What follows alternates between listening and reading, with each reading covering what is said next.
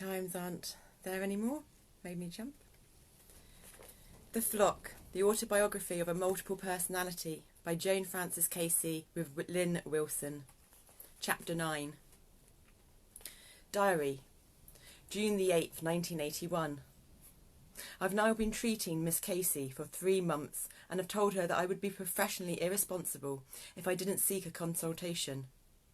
Jo, who seems to be what the clinical literature refers to as the core or host personality, exploits my admitted ignorance about treating multiples when I try to tell her she was abused. Rennie wavers but usually sides with her partner, Steve, in saying that the disorder doesn't exist. She agrees that she's not playing a game, but doesn't like hearing her condition labelled MPD. Joan Frances would betray her mother in accepting the diagnosis. That personality won't even listen to me talk about it. Missy doesn't care what I call it, as long as she feels safe and loved. The Robin and Regan personalities are probably the only ones who would have no trouble admitting the diagnosis, and I haven't seen them in weeks.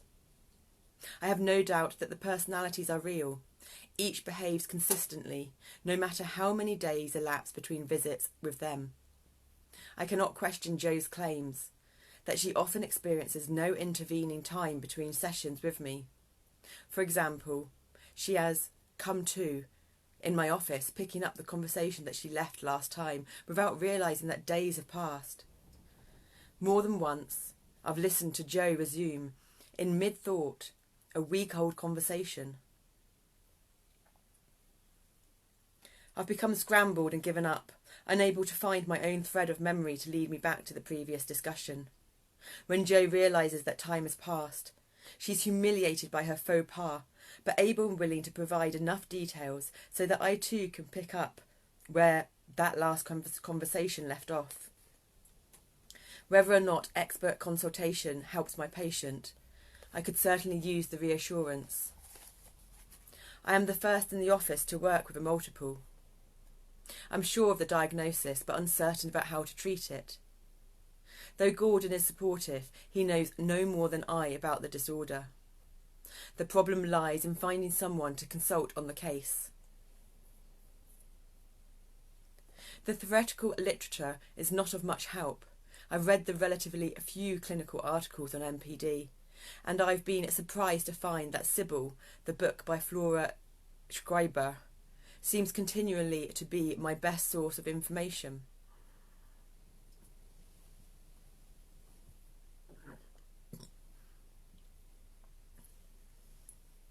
I read Sybil when it was first published, but dismissed it as over-dramatised and fictionalised. Now it has become my Bible. Sybil's story mirrors much of the reality I am seeing, but there are some disturbing differences between Jo and Sybil. For instance, Sybil's Vicky personality was described as a memory trace who said that she knew everything about everybody, whereas Renee, who seems to serve the same sort of managerial function within Jo's group as Vicky did in Sybil's, is honestly surprised by the tales the other personalities have told about their childhood. Lynn, look, I said. My boyfriend said last night that if there were other personalities, he'd know about them.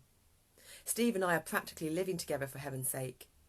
Lynn and I were arguing about the diagnosis. Renee, you've already told me that you hide your problems from Steve, just as you did with Keith. Lynn countered with some exasperation, shaking her head. She was clearly getting tired of these debates. Suddenly, Lynn looked up at me, eyes sparkling with determination. You know, I can't find any other therapists around here who have treated multiples. I'm going to call Cornelia Wilbur about you. Sybil's doctor? I asked with astonishment and dread. I knew how taken Lynn was with that book. She sometimes started discussions with me by telling me something that Sybil or one of her personalities had thought. When I tried to tell Lynn that she was probably mistaken and that I was not a multiple, she often said, "You know, Sybil felt the same way." I was frightened by the thought of Lynn's consulting a nationally known expert because of me. Why would Dr. Wilbur talk to some social worker from Chicago? And if she did, What would happen when Dr. Wilbur laughed at Lynn's naivety and her misdiagnosis? I really felt that Lynn liked me. I didn't care if her liking me was based on her obsession with multiple personality, but I felt uncomfortable about the reaction she would have when she found out that I wasn't. I tried not to worry about it, yet still to be prepared for my time with Lynn to end. I had received a scholarship to attend a 2-week workshop designed to prepare teachers to help pre-college students understand political systems. While I was in the Smoky Mountains, where the seminar would be held, Lynn would be taking a month's vacation. She hoped to consult with Dr. Wilbur at that time. Lynn and I parted as friends. I hugged her and told her I'd see her in a month. But I knew that wasn't likely. A month away from Lynn would be time enough for me to get over any need to see her. I felt even more certain that after a consultation with this multiple expert, Lynn would never want to see me again.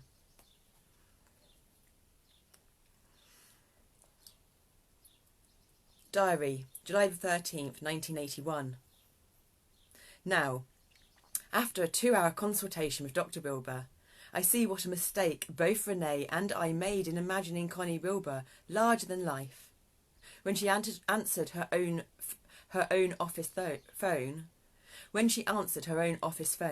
I should have known that she was more like my colleagues than like a celebrity. But despite her easy telephone manner and her complete lack of amazement that I might have found another Sybil, I still felt nervous about seeing her. I wondered how my style of therapy might appear to someone who didn't know me and who didn't know my patient. I thought Dr. Wilbur might disregard what I had to say when she understood that, in a single session, I joined in with Renee's laughter, held the trembly Missy, and allowed Jo to maintain her intellectual distance. In the 2 weeks before the appointment, I condensed our 3 months' work into a 25-page summary. Ultimately, I didn't send Dr. Wilbur the material, fearing that she'd meet me at the door with, "I've read your material and you're wasting my time." But just writing a letter helped me focus my own concerns about the consultation. Dear Dr. Wilbur, somehow I feel I'm coming for this consultation too soon, with both too much material and too little. I want to be able to give you a clear idea of the experience Jo, Joan Frances, Renee, Missy, Robin and Reagan and I have had, and of the unique and lovely person they are. I feel protective of them, of myself, and of our relationship. As Jo, Renee and Missy are fearful that you will change things in some way, so am I. Jo is afraid you will say she is a fraud. Renee is sure you'll say she is not a multiple, and I've been too nice to them. Missy thinks you'll make me see that she is bad and make me stop liking her. I'm afraid that you'll say that I don't know enough, that I'm over-involved, that I will hurt rather than help, that I'm being too optimistic, and that I don't understand what I'm dealing with. At the same time, I tell myself that surely you will see that I am the one who has to do the treatment, that if I don't know enough, I'll have to learn, and not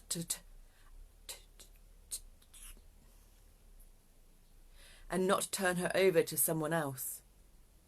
Surely you will say that treatment requires a high level of involvement, and that it is more important for Jo that I care deeply about her and delight in her and her growth than it is that I know and understand everything.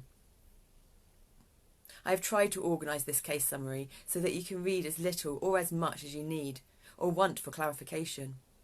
Of course, I have found every scrap and morsel to be of consuming interest.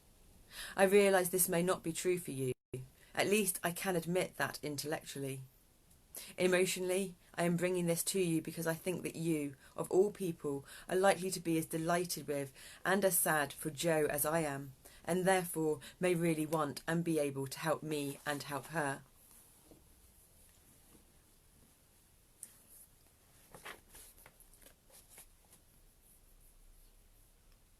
My anxiety was unfounded. Dr. Wilbur saw the consultation as a way of helping me understand how best to treat the disorder.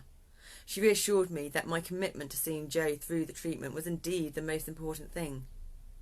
Dr. Wilbur made some predictions about the case based on her experience with Sybil and with other multiples. She said that treatment would be long and difficult for both Jo and me, probably lasting 3 to 5 years. She said that there was no doubt that many more personalities existed than those I had met.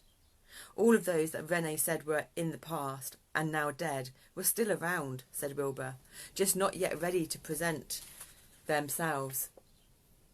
She also said that Missy's refusal to grow up to be a woman suggested that this patient had been sexually abused.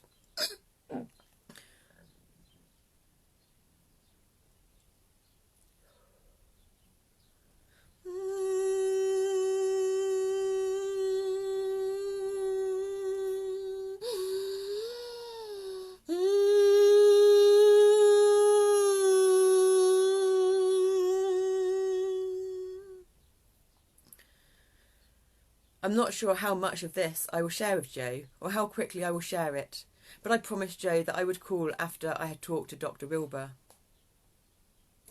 While Lynn was consulting Dr. Wilbur, I was at the Smoky Mountains seminar, working at impressing the coordinators with my energy and talent. They had paid for me to be here, and I was determined that they'd get their money's worth. I settled into quick friendships with the other participants. The isolated mountain setting, the intensity of our 10-hour-a-day work sessions, and equally energised nightly gatherings encouraged easy camaraderie. I was an expert at quickly formed friendships, at my best in strange settings. I knew that my new friends would leave this retreat marvelling at my empathy and willingness to join in, and often instigate. Anything from midnight pot smoking and kitchen raids to theoretical discussions. They wouldn't know me long enough to see the other parts. Interference with my ability to be friendly and empathic. I used my acceptance in the group to reassure myself that I didn't need Lynn. I had managed quite well before meeting her. The 4 months of treatment was the longest chunk of therapy I'd ever allowed. I'd learned a tremendous amount about myself, even though I didn't have the complete control I would have liked. Life was certainly better now. I was grateful for Lynn's help and also grateful that I didn't need her anymore. It didn't matter what horrible things Dr. Wilbur said about me. I was through with therapy. The Missy part comforted herself that even if she never saw Lynn again, she had all the memories of their time together. Jo walked the mountain trails in the early mornings, wondering how she'd ever again cope with the confusion alone. Joan Frances was glad she could stop lying to her mother.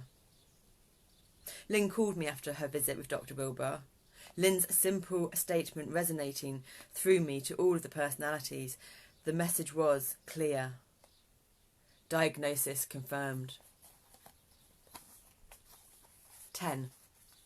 Diary, July the 23rd, 1981. Today was the first appointment after vacation. I felt sure that the personalities would have many contradictory feelings concerning Dr. Wilbur's confirmation of the diagnosis. I knew they would all be anxious about the continuation of our work. As a result, I expected to see only the René personality. I thought that she would come in and check things out for the group by using this session to chat about our separate vacations, and actually looked forward to a fairly non-intense re-establishment of our relationship. I felt new confidence after my consultation, and I had really missed Jo and her various manifestations. Consequently, I was already at my door when she glided gracefully into the waiting room and smiled distantly at the receptionist.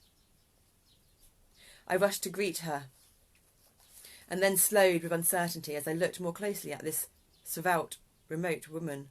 She looked different, tan and elegant in her tank top and a wraparound skirt, her hair tucked into a knot at the nape of her neck. But I realised that the greatest difference was not in her appearance, but in her expression. She seemed distant and ever so slightly amused. I omitted using a name as I gestured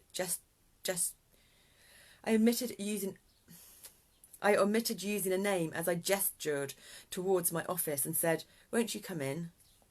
I pointed to a chair, closed the door, and then turned to hear her say in a polished tone, "Hello, I know you are Lynn, but we haven't formally met. I'm Isis."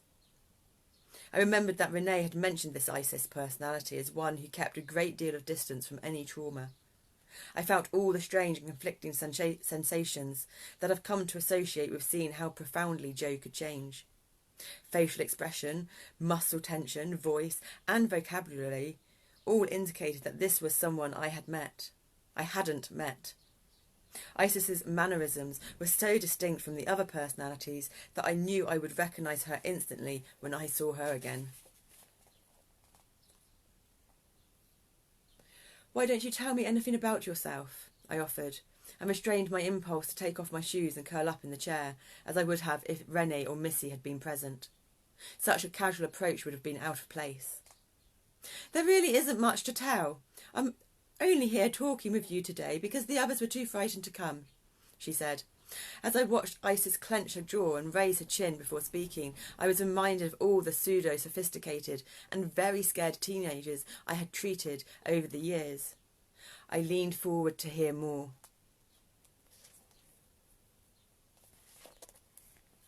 I watched with interest, from my internal seat as Isis chose her words. I may have been the personality who did the best job of running things, but I honestly didn't know Isis well. In fact, I had told Lynn that this was one of the personalities who had disappeared long ago. An hour before the appointment, as I felt defeated by my inability to decide what to wear to the session, I realised that I was as frightened as Jo about seeing Lynn. After our long absence, Isis spoke to me then, for the first time in many years, softly and confidently. She said, "Renee, I will go. I would like to meet this woman face to face." She chose the clothes. Now Isis spoke to Lynn, doling out her words as though each was precious and intended to be noticed. "I am committed to beauty, but beauty isn't always easy to find. Among this personality group, I seldom take centre stage. More often, I cast shadows over myself on the overt actions of the others. When there is something that interests me, I take control, but that is rare. The others are so frightened that their fears distracts from the joy that I might feel at sharing in their life. But otherwise, they are irrelevant. I'll always be, no matter what happens to them or to this body. I'm a roving spirit of the universe. I will continue long after the end of the others." "Always young and beautiful." "Always young and beautiful," Lynn murmured. Or old and beautiful," Isis rejoined. Age and physical being mean little to me. Age and physical being mean little to me. I remembered from years past that Isis believed she transcended mere mortality and had fascinated a group of high school friends with her stories of cosmic being. I wondered if Lynn would encourage a monologue of existence beyond life. Lynn, however, seemed more confident and determined than I had seen her before. She was staying on track today.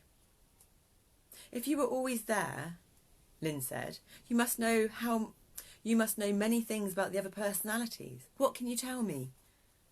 Isis hesitated. "I've existed in a spiritual sense forever, but I didn't join this particular body until Jo was 13 years old. I have always felt free to leave it when it wasn't to my liking." "Isis, why did you join the body when you did?" Lynn prodded. Isis paused and groped for memory. I could feel her momentary irritation with the question. "It was summer," Isis said. "I found myself by a large glass door, looking out at beautiful flowers and feeling calmed by the splendour of the season. I was glad to find that my temporary physical home was long and lean. I taught the body to move gracefully and to dance." Lynn nodded. "Renee says that she doesn't remember anything before the summer. She turned 15. How interesting that you two came to be when Jo was an adolescent. Do you know what was happening right before you found yourself in the body?" Well done. I silently complimented Lynn on her determination. I paid close attention, since I didn't know the answer, and I suspected that Isis had run out of easy answers as well. Her uncertainty was rare, humiliating experience for her. Isis pounced on a thread of memory, following it silently. She frowned. She did not like where this was going to lead. "It was him, Rusty," Isis said flatly. "You haven't met the boy." "The boy?" Lynn asked. "Rusty," Isis said again. "Missy said that Rusty was her friend," Lynn responded, "but I didn't know he was one of the personalities." "Doesn't it seem logical that Missy's friend would be another of the personalities?" Isis asked with a touch of ridicule. "Doesn't it seem logical that Missy's friend would be another of the personalities?" Isis asked with a touch of ridicule. "You won't have to worry about dealing with Rusty," she added reassuringly. "He's not about to come out here. His father taught him to hate women." Without giving Lynn a chance to reply, Isis continued, "Rusty left and I came. It's as simple as that." "What did Rusty have to do with you joining the body?" Lynn paused.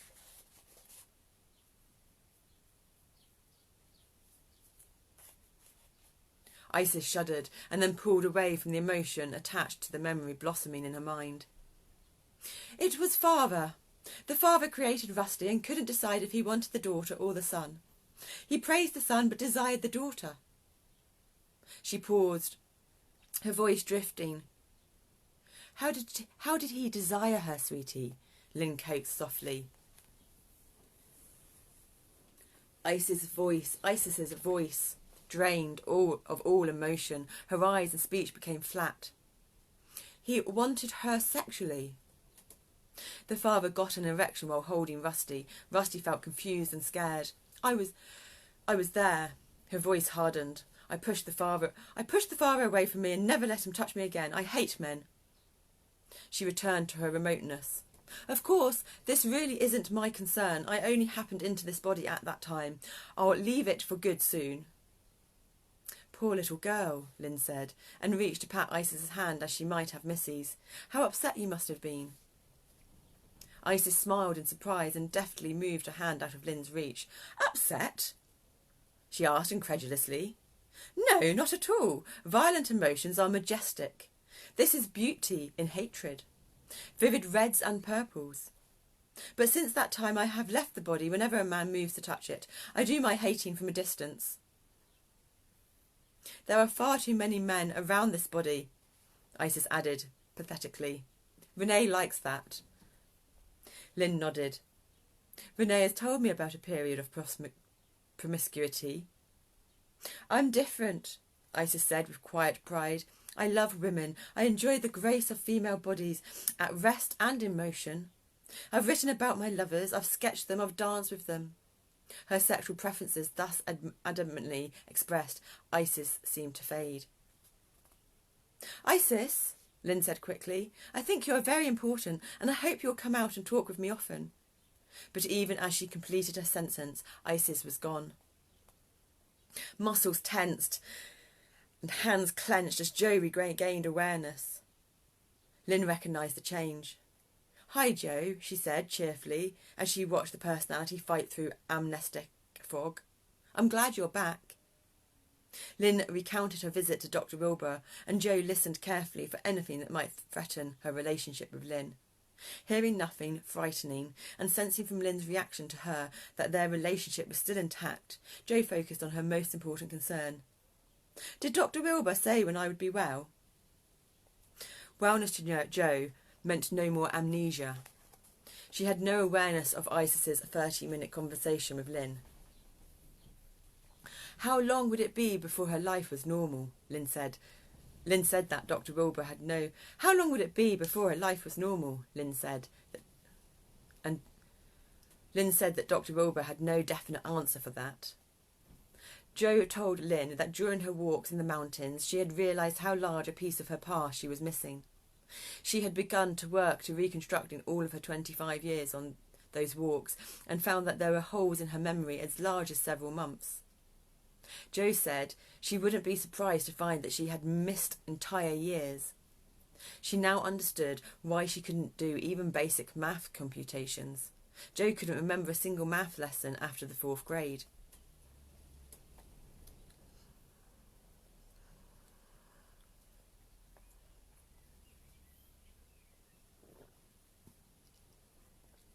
Now she tried again to get an answer from Lynn. "So, How do we go about it? She asked. Did Dr. Wilbur tell you how to make me well? No, Lynn replied. Dr. Wilbur said we were doing everything right. We have to work our way through this together, a little at a time. Jo felt deceived. She thought she was being the good patient and accepting the confirming second opinion without question. She expected honesty in return, but Lynn seemed to be holding out on her, manipulating her. She knew she needed Lynn and wouldn't get angry. Jo's parents had taught her long ago that it was not safe to get angry at someone she depended on. Next time we will start on chapter 11.